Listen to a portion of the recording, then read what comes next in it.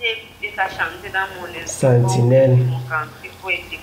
Sois au poste, Et quand Jérémie. j'exécutais encore le chant, je me disais encore que c'est un chant qui est véritablement d'actualité parce que Amen. c'est à ça qu'on a appelé en tant qu'enfant de Dieu. Nous sommes des sentinelles et nous devons vraiment être vigilants parce que les choses ne vont pas bien. Les choses ne vont pas bien et nous devons être où nous devons dire, nous devons crier parce que le danger est en train d'approcher et ce n'est pas prêt de s'arrêter. Il est tellement important pour nous en tant qu'enfants de Dieu. Ah, c'est vrai. De veiller.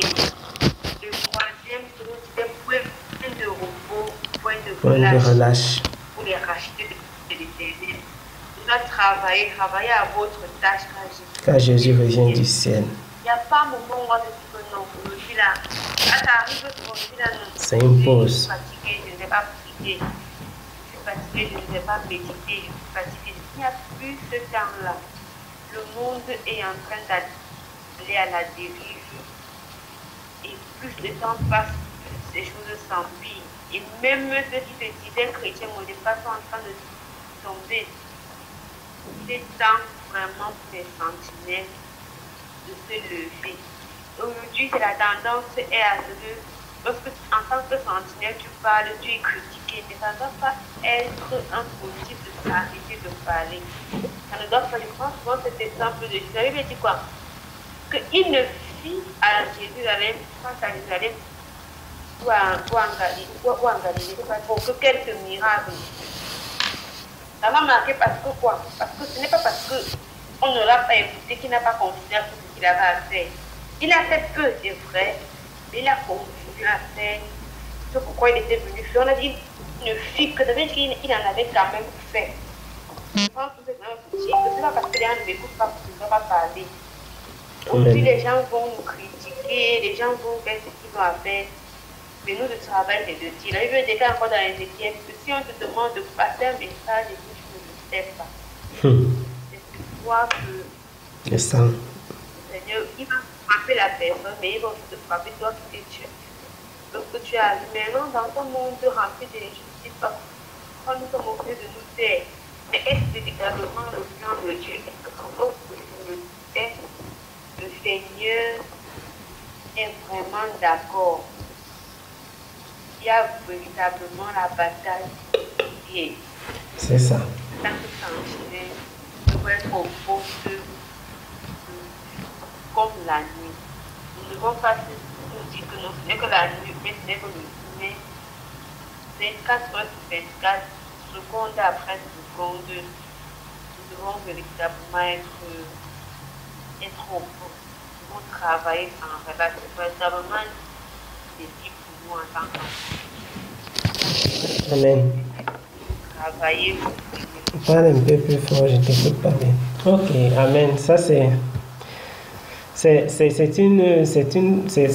ce sont des paroles. Les paroles de ces chants rejoignent, en réalité, ce sont des réalités de la vie de tous les jours pour les enfants de Dieu que nous sommes. Et surtout pour ceux qui vivent le temps que nous vivons. C'est une nécessité, c'est une urgence. Aujourd'hui, les véritables enfants de Dieu sont des sentinelles. En réalité, c'est quoi une sentinelle? On dit sentinelle. La sentinelle, c'est la personne qui veille. C'est la personne qui est éveillée pendant que les autres dorment. C'est la personne qui garde la porte. C'est la personne qui annonce le danger. Par exemple, lorsque l'ennemi arrive, c'est la personne qui sonne la cloche et tout cela. Et la Bible déclare, le Seigneur Jésus-Christ dit que nous sommes la lumière du monde et le sel de la terre. Donc, si le sel perd sa saveur, et nous voyons aujourd'hui qu'en tant qu'enfants de Dieu, en tant que chrétiens, beaucoup de personnes qui se disent chrétiens, qui en théorie doivent être le sel. Le sel a perdu sa saveur. C'est pourquoi le monde pourrit. Parce que il faut toujours regarder la nature. La nature nous enseigne quoi? La nature nous enseigne que lorsqu'on met le sel sur les aliments, très souvent c'est pour les conserver pour une longue durée. Or, nous voyons que le sel là, ce sel là, ça ne sale plus. Quand le sel ne sale plus, ces aliments qu'on utilise le sel pour conserver vont faire quoi? Ça va se détériorer, ça va se gâter, ça va pourrir. Et le monde d'aujourd'hui est pourri, détérioré parce que le sel perd sa saveur. Et la Bible déclare, si le sel perd sa saveur, avec quoi est-ce qu'on va lui redonner sa saveur? Maintenant, si la lumière du monde n'éclaire plus, le monde sera comment? Rempli de ténèbres. C'est pourquoi nous avons le monde rempli de ténèbres. Ce qui tenait lieu de vie chrétienne, ce qui tenait lieu d'enfant de Dieu, est aujourd'hui rempli d'obscurité, rempli de monde, rempli de convoitise, d'impudicité, de péché, de malice, d'orgueil, de comparaison inutile, de séduction, on va citer et reciter, on pourra passer la nuit à citer les péchés qui miment le corps de Christ. En réalité, chaque enfant de Dieu est vraiment une sentinelle. Et comme tu disais, vraiment, nous sommes tous et toutes des sentinelles parce que nous sommes ce sel qui sale la terre et qui doit lui donner une saveur. Et nous sommes cette lumière qui doit illuminer le monde et qui doit faire reculer les ténèbres. Pas par la guerre, pas par la force, mais par la lumière que nous portons et que nous apportons partout où nous passons. Mais véritablement, c'est à se poser la question de savoir où est-ce que nous sommes arrivés, où est-ce qu'on en est avec cette lumière, où est-ce qu'on en est avec cette saveur. C'est vraiment une interpellation pour nous, à nous examiner vraiment, à nous examiner, à examiner notre vie. Comment est-ce que nous dormons? Comment est-ce que nous fatiguons? Comment est-ce que nous décourageons dans bien des circonstances, dans bien des situations? Combien de fois est-ce que le Seigneur nous a mis à cœur de passer un message à quelqu'un et puis nous n'avons pas passé, peut-être parce qu'on avait peur dans nos familles, dans nos groupes d'amis, etc.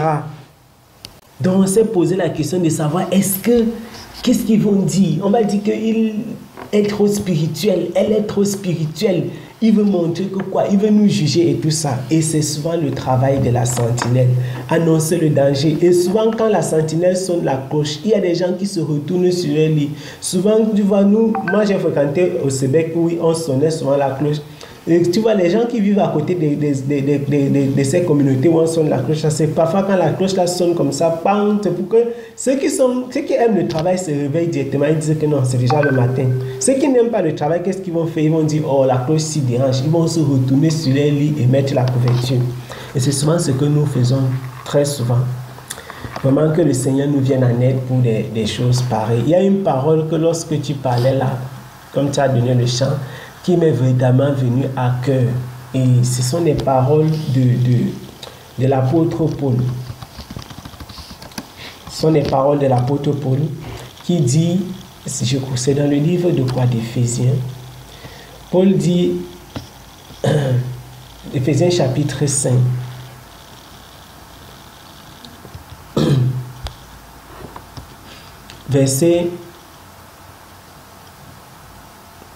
Éphésiens chapitre 5, verset 14 plutôt. Éphésiens chapitre 5, verset 14 à 17.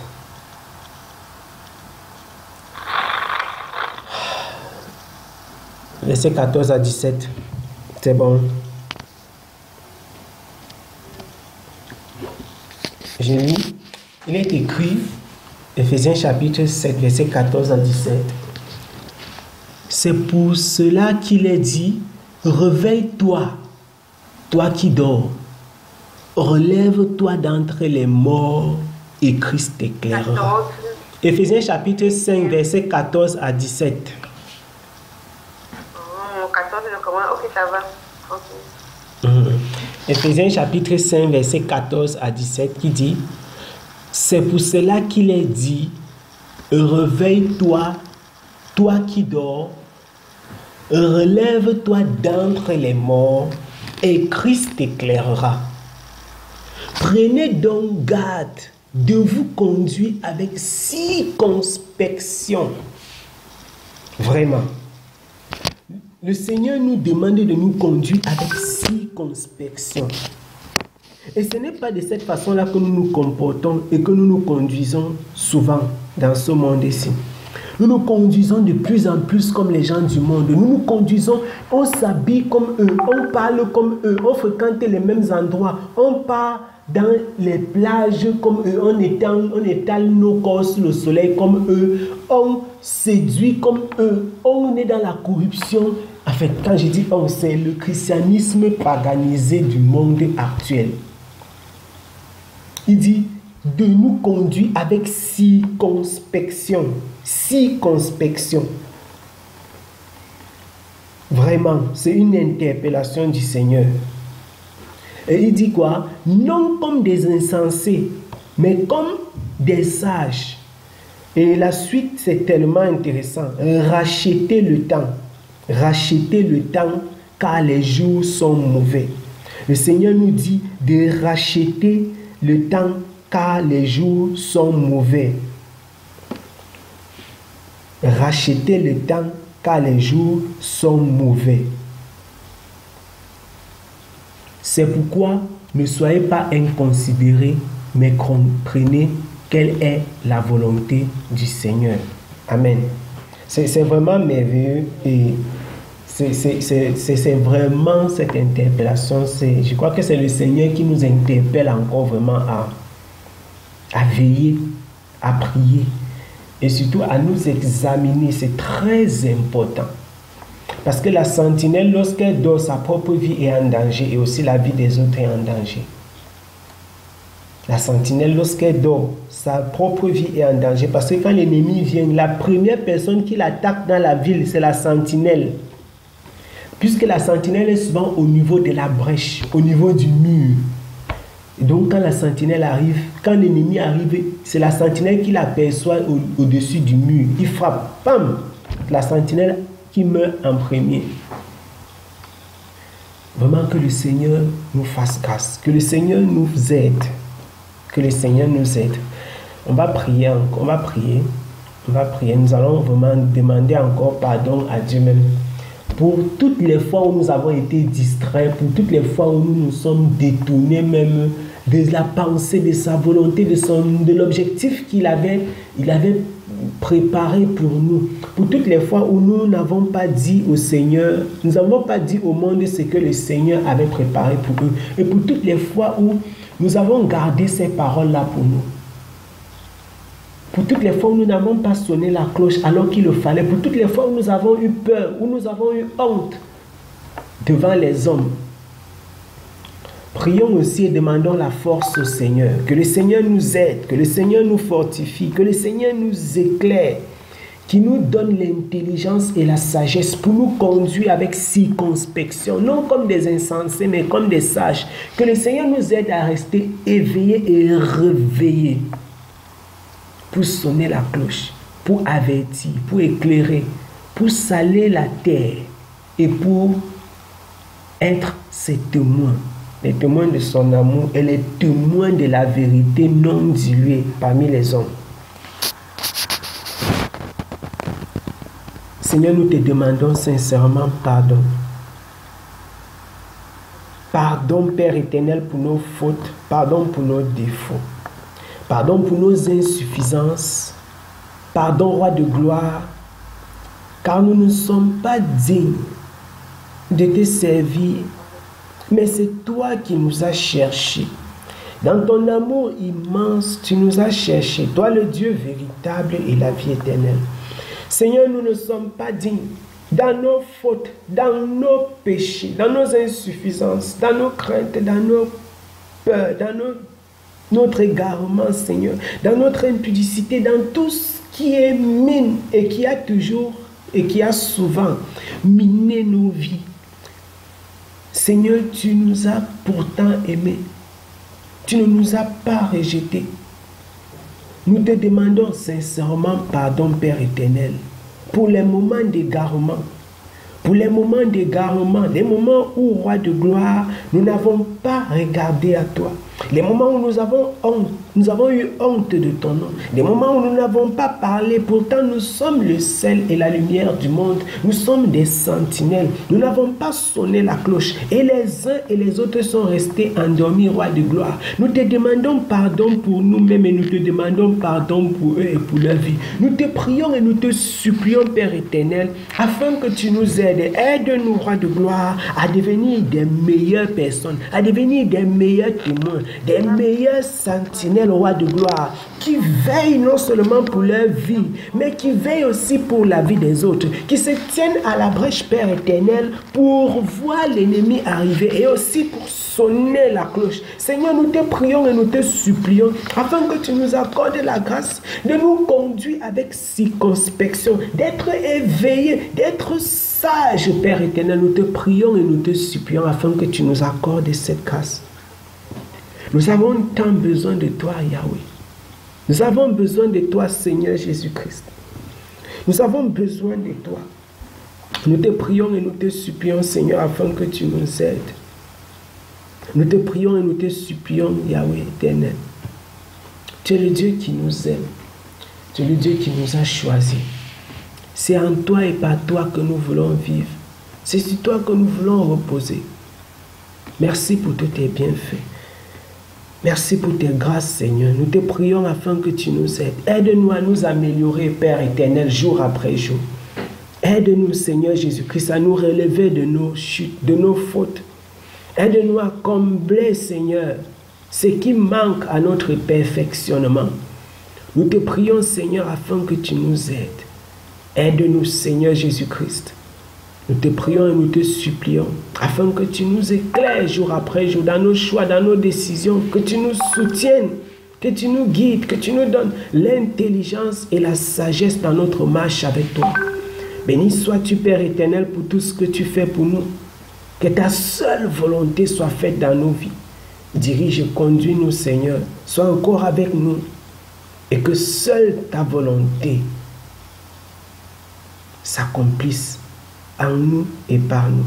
C'est dans le saint et le puissant nom de ton Fils Jésus-Christ, notre Sauveur, que nous avons prié. Amen.